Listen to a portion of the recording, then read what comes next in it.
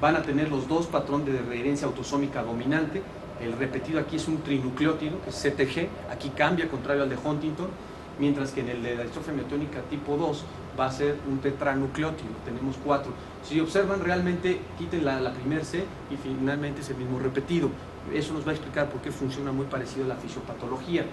Aquí hablamos que tiene que haber más de 37 repetidos, el 37 repetidos es la variante normal o la de repetidos que tenemos nosotros, y cuando esto rebasa los 50, y por este lado los 75, hasta números tan exagerados como 4000 o estos números, hablamos de que ya tenemos el fenotipo clásico. Muy importante, luego escuché a mis compañeros cuando les preguntan su examen de consejo, esta no presenta fenómeno de anticipación. El fenómeno de anticipación sí es en enfermedades de repetido, pero no lo presentan todas. La distrofia miotónica tipo 1 sí lo presenta, en la distrofia miotónica tipo 2 no se ha observado el fenómeno de anticipación.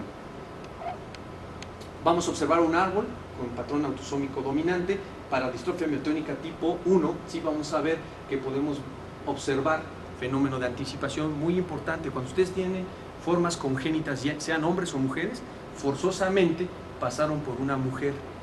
Me decían los maestros de genética, oye, pues está sospechando porque está en línea hipotónica, una distrofia miotónica de tipo congénito. Sí, hay que revisar a los papás porque es autosómico dominante. Tráete a la mamá, porque el papá realmente no nos va a dar cuadro. Para tener una forma neonatal, tiene que haber pasado por una meiosis materna, porque este repetido es sumamente inestable en la meiosis materna, y es ahí donde se formaban estas estructuras y donde extiende mucho. Entonces, ante una congénita, muy probablemente es mamá. Si tenemos un cuadro o un caso de novo, lo más seguro es que haya sido por vía paterna.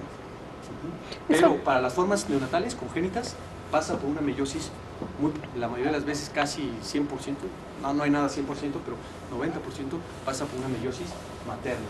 Perdón, ¿esa preferencia de que se repita si es vía materna o paterna tiene un nombre?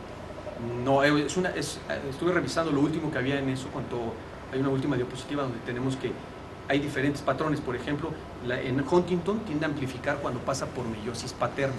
En distrofia miotónica amplifica por meiosis materna. Luego les preguntan todas las de repetido en qué meiosis es inestable. Traigo un cuadro de resumen en eso. Tiene que ver, las hipótesis no se conoce con precisión, pero las hipótesis son que hay distintos sistemas de reparación que identifican estas estructuras que son más rígidos en la meiosis de hombre o de mujer, y tenemos que ver con el mismatch repair, y hay varios. Todavía no se sabe, pero cree que la explicación está por ahí, aunque no hay nada concreto.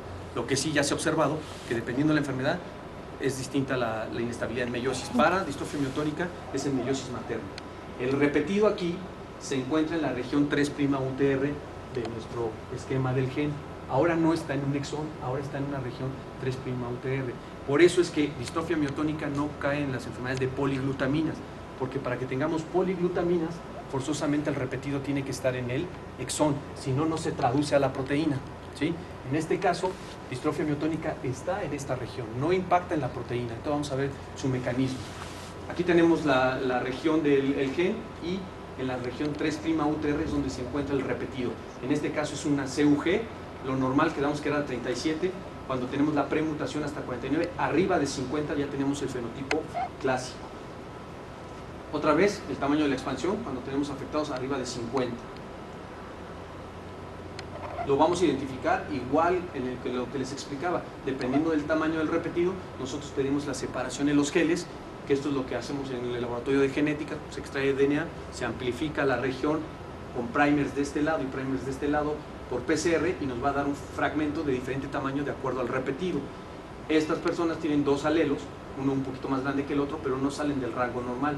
En esta otra persona tienen un alelo con una variante normal, pero la otra salió del rango. Esta es lo que estamos viendo. Este de aquí sería el chiquito de acá, y este es el grande. Como nosotros tenemos un punto de corte, automáticamente sabemos que ese repetido pasó del límite y podemos hacer o confirmar el diagnóstico. Hablábamos de que era el splicing alternativo. Este es un gen que tiene 4 exones. Ustedes pueden utilizar estos 4 exones de forma alternativa y, por ejemplo, producir una proteína tipo A, donde van a ir el exón 1, el 3, el 2 y el 3, en este caso el 1, el 2 y el 4, es decir, no se utilizó el exón 3. Esto nos da dos tipos de proteínas. El cuerpo normalmente tiene en promedio unos 10 exones y puede generar varias proteínas utilizando de forma alternativa sus exones. Esto se puede hacer tejido específico. Observemos aquí cómo tenemos todos y nos forma un receptor que le llamamos proteína A, pero aquí en este caso retiró de la secuencia el exón 3 y tenemos una proteína ligeramente diferente y con funciones muy probablemente diferentes que puede variar dependiendo del gen que estemos hablando. Entonces, el proceso de splicing es sumamente importante para la célula porque le permite aumentar su abanico de proteínas. Eso vamos a ver que nosotros retirar estas secuencias que ustedes ven aquí, esta que está aquí, del exón 3 al exón 4 para que nos puedan quedar aquí juntitos, se tiene que quitar, esto se tiene que retirar. Y algunas veces cuando no queremos, por ejemplo, que quede el exón 3, se retira desde aquí hasta acá. ¿Cómo hace eso la célula? La célula lo hace con unas mini proteínas que reconocen secuencias en estos puntos que los identifica como sitios de corte. Aquí está el punto de splicing 3', el punto de splicing 5'. Las células reconocen esto, hacen un doblez, unas reacciones químicas y retiran esta secuencia y pegan los dos exones. Esto está regulado por secuencia y las secuencias son A, G, G, si las observan aquí, A, C. Estas secuencias son reconocidas por las proteínas para retirarlos. Aquí lo estamos viendo en otro diagrama, vean, aquí GU, AG. Esto es reconocido, se forma este lariat que se le llama como asa, con una A y después es retirado por una reacción de excisión bioquímica y quedan unidos los dos exones. Esto sucede para hacer muchas variantes del mismo gen.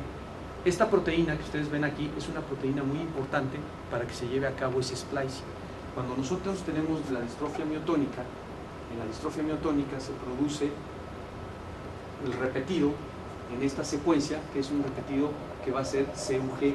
Este repetido, cuando se está produciendo la proteína de la distrofia miotónica o de MPK, el problema de la distrofia miotónica no es perder esta proteína, es que en esta región la secuencia que se amplificó es CUG y esa secuencia es la que reconoce esta proteína en azul para hacer el splicing. Entonces, esta estructura de este gen secuestra toda esta proteína y esta proteína ya no puede hacer el splicing de un montón de genes. Por ejemplo, esta proteína que es necesaria para hacer el splicing de este gen, que es un canal de cloro, le necesitamos quitar este intrón. Para eso utilizamos esta proteína, pero esta proteína es secuestrada por este repetido anómalo en el gen de MPK, lo secuestra y entonces no hay quien corte esto y vamos a tener una proteína anómala para un canal de cloro. Eso nos va a generar la sintomatología cardíaca de arritmias de estos pacientes. Cuando eso falla también en este gen, que aquí no me quita este intrón, tenemos el receptor de insulina y entonces tenemos la sintomatología de por qué nos explica los problemas de diabetes.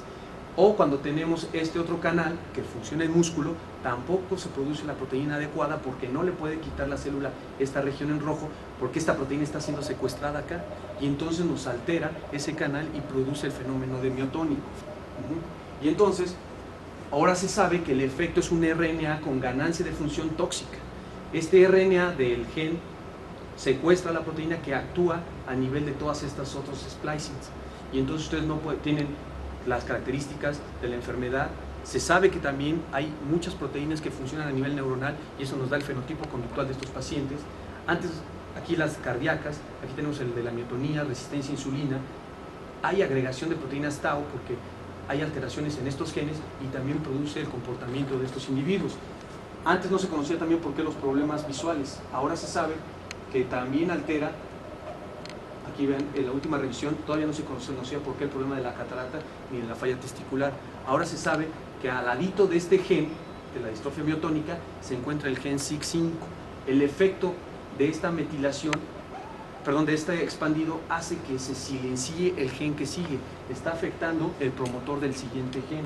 Este repetido que está aquí aumentado está afectando de forma importante el promotor del siguiente gen y inhibe o afecta su expresión y ese gen, esta proteína, es necesaria para la formación o actúa a nivel de ojo y esto explica también el efecto contiguo que está haciendo a nivel de ojo y eso nos explica la clínica de la catarata. Entonces aquí vemos un mecanismo diferente. Este no es un tracto de poliglutaminas tóxico ni pérdida de la función de la proteína. La proteína en realidad sigue estando porque esta secuencia no termina en la proteína. Recuerden que es la región 3 UTR, no está en los exones. El problema es que esta secuencia hace un expandido patológico que no debería de estar y secuestra a la proteína que se necesita para hacer el splicing de todos los otros genes. Y entonces la carga neta, si lo vemos desde el punto de vista fisiológico funcional, es que este gen está afectando el funcionamiento como de 10 genes, ¿sí? Desde el momento que está secuestrando la proteína. Aquí lo vemos, cómo tenemos los problemas cardíacos, esto es el corazón. Entonces aquí tenemos el amplificado y cómo está afectando. Cuando ven ustedes esta flechita en nomenclatura, siempre es que aquí inicia la transcripción del gen. Esta contigüidad está afectando la expresión del gen SIC5 que está involucrado en el desarrollo de catarata.